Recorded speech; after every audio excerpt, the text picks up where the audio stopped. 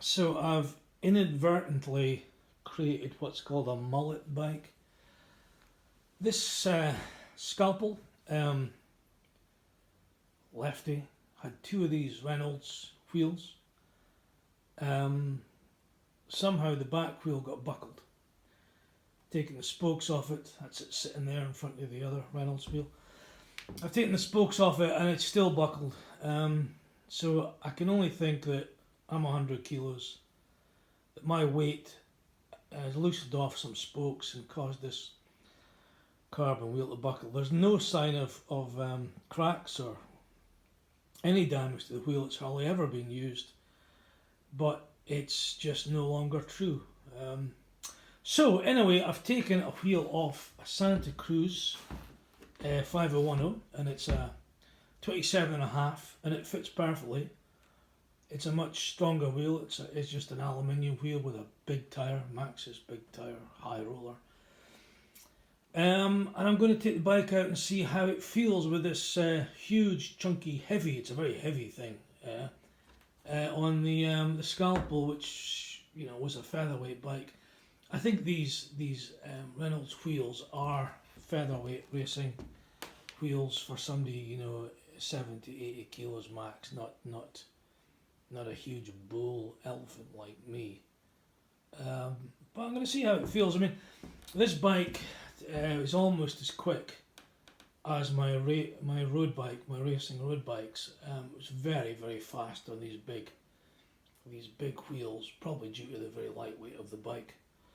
But anyway, we'll have a go, see how it feels, and report back after. So, I've just done 30 miles in 3 hours on this bike, including a excruciating 15-degree climb called Warren Wood. Probably not the best time for me to comment on this because I bonked badly at the end. With with half an hour to go, I'd done about 25 miles. And you're bonking because you start fantasizing about food and water. And I had no food and I ran out of water. And I was just exhausted. And instead of just thinking 5-10 miles ahead, when you're bonking, you think 1 mile ahead, and even a mile's hard. And the last mile, I got cramp on both thighs and had to walk half the way. That was hellish. Anyway, it wasn't the bike's fault. The bike was fine. I would say that... God, I'm dying. I'd say that having the two 29s with the lightweight wheels, the bike is faster. Easier to chuck about, climbs better. As you'd expect, the heavy wheel on the back. The bike's more planted, makes it a bit more off-roady, probably better for routes and forest trails and things.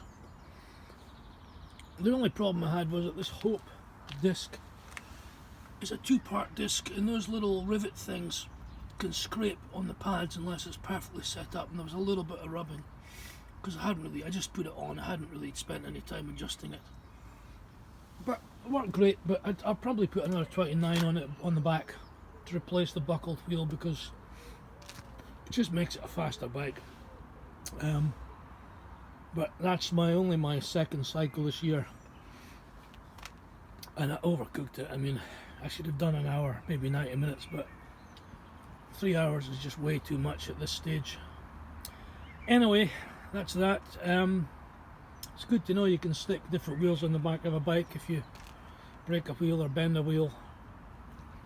I'm still disappointed that this Reynolds wheel buckled, but I can only put it down to my immense weight, which is the same reason I keep bonking out at the end. 100 kgs is just too much for cycling when you're only 5'11". I should probably be 85, and it's just hard. It's really hard because it's a bit like a normal rider having a bag of cement or a bag of sand on their back. It's just really difficult when you're heavy.